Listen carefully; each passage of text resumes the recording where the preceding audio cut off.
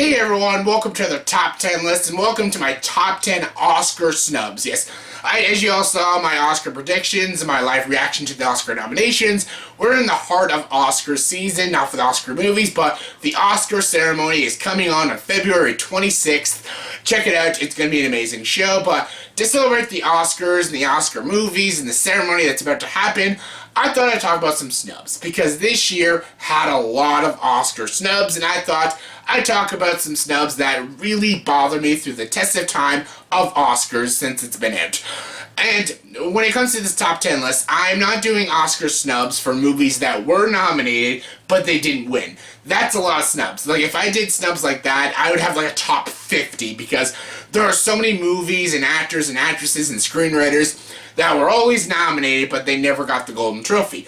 I'm not talking about people who were nominated and didn't win. I'm talking about snubs that people, or movies, people, writers, directors, that were never even nominated for the work they were supposed to be nominated for. Yeah, these people didn't get nominated for these films I'm about to talk about yet. These are the people that didn't get nominated. This is not the snubs for people that got nominated and lost. No, this is for the zero nomination kind of people. People who weren't nominated for this particular movie or for a movie for a particular category. So yeah, that's the kind of Oscar snubs I'm going to be talking about in this video. Yes, there are different types of Oscar snubs, but for this video, that's the kind of Oscar snubs I'm going to be talking about. So let's get to it. Here's my top 10 Oscar snubs. And before top 10 list, I gotta give my honorable mentions. My honorable mentions for Oscar snubs are the Lego Movie for Best Animated Feature, Spirited Away for Best Picture, Rutger Hauer for Supporting Actor for Blade Runner, Leonardo DiCaprio for Supporting Actor for Django Unchained, Johnny Depp for Best Actor for Ed Wood, Haley Steinfeld for Best Actress in Edge of 17, and Your Name for Best Animated Feature for this year. All great movies and actors that should have been nominated, but they couldn't make the top 10 list. But what did make my top 10 was my number 10. My number 10 is Ben Affleck for Best Director for Argo. Yes, Argo, fuck yourself. Yes, Oscars, Argo, fuck yourself. This movie was so good. It's not my favorite Ben Affleck directing movie. I prefer Gone Baby Gone and The Town, but this movie was so freaking good. And for the year of 2012, it was one of the best directed films. And what really confuses me is that he was not only nominated for a Critics' Choice Award, Golden Globes, and Directors Guild of America for Best Director, he won for all of them. He won the Critics' Choice Award for Best Director. He won the Golden Globe. He won the Directors Guild. So he had a Best Director win for all of those ceremonies, but he wasn't even nominated for Best Director for the Oscars for Argo. That makes little to no sense. The movie even won Best Picture and Adapted Screenplay. Apparently the director had nothing to do with how great this movie was. It was the producers and the writer. The director did nothing. Like, Argo's a great movie. It was one of my favorite movies of 2012, and it most definitely deserved a Best Director nomination that year at the Oscars. Ben Affleck, totally snubbed for Best Director. Coming number 9 is Alfred Hitchcock for Best Director for both North by Northwest and Vertigo. Alfred Hitchcock was nominated for a lot of Academy Awards. He was snubbed so many years for Best Director for a win, like Rare Window and Psycho. He should have won Best Director, but at least he was nominated for it. Like, that's something. He wasn't even nominated for Vertigo and North by Northwest. I do understand Vertigo, because Vertigo had a lot of controversy. It was a very critically panned movie when it came out, because it was such a different and unique stylistic movie back in 1958. No one understood Vertigo and why it was good, but it really deserved a Best Director nomination. The one that really does shock me, though, is North by Northwest, because people did love North by Northwest. It was a very critically acclaimed movie, and people had so much fun with it. Cary Grant should have been nominated, but most definitely Alfred Hitchcock should have been nominated for Best Director for North by Northwest. Hitchcock is one of the greatest directors of all time. I'm sad that he doesn't have an Oscar, but he most definitely should have been nominated for Vertigo and North by Northwest. Coming number 8 is Eternal Sunshine of the Spotless Mind, not nominated for Best Picture. This movie is so unique, so amazingly crafted and well written. I don't understand. The movie did get some love at the Academy Awards. Kate Winslet was nominated, and the movie did win Original Screenplay.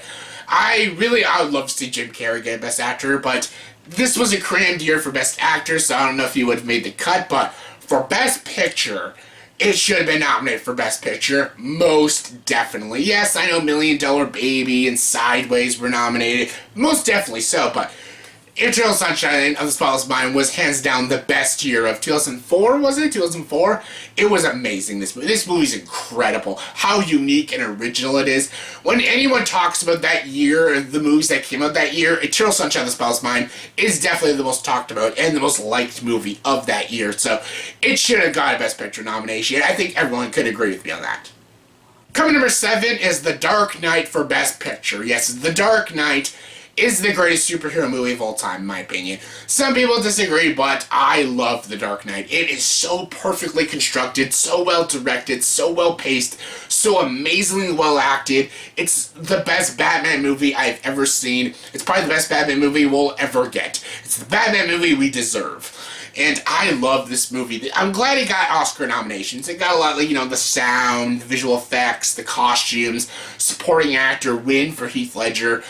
This movie should have been a Best Picture nomination. Yes, Slumdog Millionaire won Best Picture, but there was a lot of Oscar bait movies this year. Like, the year of The Dark Knight. Like, here's Case of Benjamin Button, The Reader, Frost Nixon. Good movies, but they're very Oscar bait movies.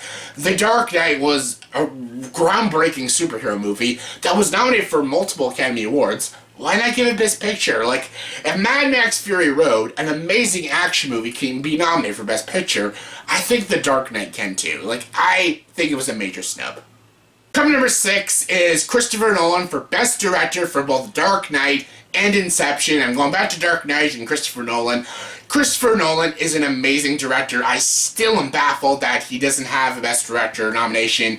Still up to this day, maybe he'll get one this year when he does Dunkirk. Dunkirk looks like a great movie. I'm just baffled and confused why he never got nominated for Dark Knight or Inception.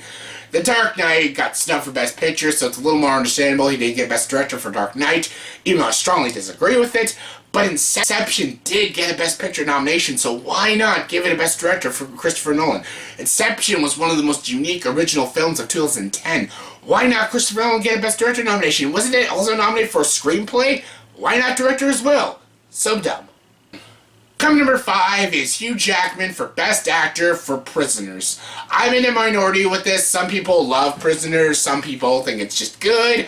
I love this movie. I think Jake Gyllenhaal probably should have been nominated for supporting actor, but Hugh Jackman steals this entire movie as Keller Dover, this really obsessed father whose daughter gets kidnapped. He thinks this specially challenged kid kidnapped his daughter, so he kidnaps him, tortures him, and like he's going all twisted and stuff. And he doesn't know who the person who captured his daughter and stuff. And it's just such an intense, gritty, disturbing performance that is amazingly well done by Hugh Jackman. Hugh Jackman is so good in this movie.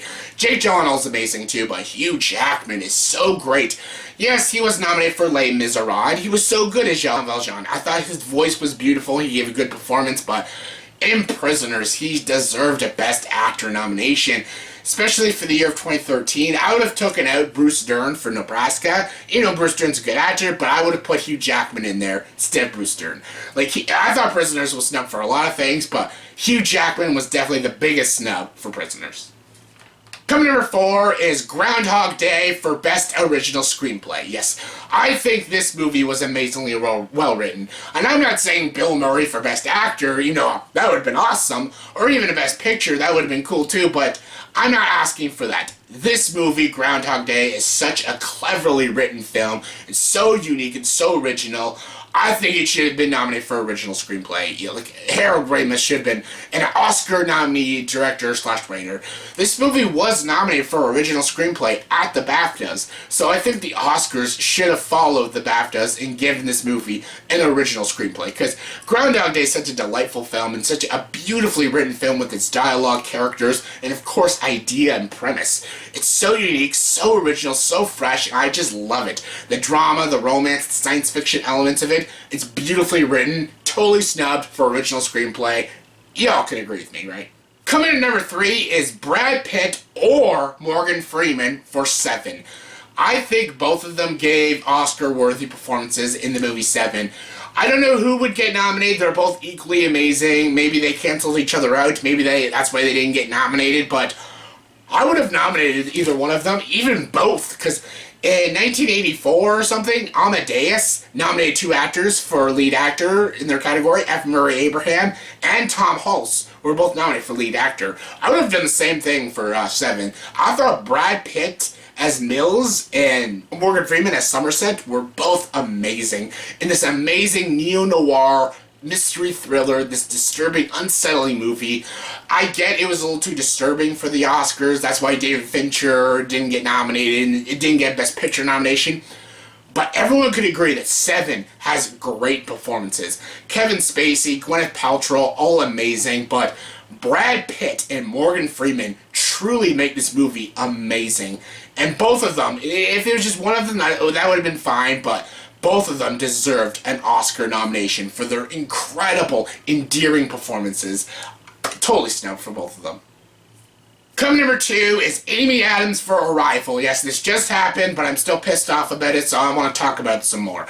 Amy Adams is a great actress. She's been nominated for roles that she deserved, like The Fighter and Doubt. And she was nominated for roles that I don't think she quite deserved the Oscar nomination, like American Hustle and Julie and Julia. Great movies and good performances in them. She was good in them, but I wouldn't say Oscar good. However, Arrival was such a great, smart, subtle performance. I think it was Amy Adams' best performance of her entire career. I thought she was so good in this movie. I thought she full-heartedly deserved a Best Actress nomination at the Academy Awards. Haley Steinfeld as well, but Amy Adams most definitely so. I thought she gave such a compelling, riveting, subtle, very confusing, but very smart, thought-provoking, three-dimensional performance. Her character was enjoyable, but her performance was also so moving, so emotional, and so powerful that I don't think any actress could have done it better than Amy Adams herself. She had a great year, like Nocturnal Animals she was amazing in, but she was so good in Arrival, and some people say Nocturnal Animals canceled her out, but I disagree. I thought she was so far superior in Arrival than she was in Nocturnal Animals. I loved her performance in this movie, and I'm still angry that she didn't get nominated. It's so stupid. Ugh, such a snub. And the number 1 Oscar snub, in my opinion, is The Empire Strikes Back for everything. Yes, the big 3. This movie should have been nominated for Best Picture, Best Director for Irvin Kershner, and Best Screenplay. If Star Wars can get nominated for Director, Screenplay, and Picture, The Empire Strikes Back should be nominated as well because it is far superior to Star Wars. Star Wars is an amazing movie, but Empire Strikes Back is the greatest Star Wars movie we'll ever have, and the fact that it didn't get a Best Picture nomination is fucking ridiculous. I know 1980 was a big year for movies, with Ordinary People and Raging Bull and stuff, but there was room for Empire Strikes Back. I'm not saying it for the win, just nominate the damn movie. If Godfather 1 and Godfather 2 can both get nominated and even win, I think Star Wars and Empire could also get nominated for Best Picture. It was rightfully one of the best movies in 1980. I think most people can agree with me. Even if you're not a Star Wars fan, people can admit that Empire Strikes Back is such a great, visually stunning, groundbreaking film with amazing drama, amazing storytelling, and phenomenal writing. I would even also nominate Harrison Ford for Best Actor. Mark Hamill's sort of the lead, but Harrison Ford's also the lead, and he's so good in the movie. The movie should have been nominated for more than it did. I think it was only nominated for sound and score. It should have been a Best Picture, Screenplay, and Director nomination for Irvin Kershner. The movie's amazing. It truly is amazing.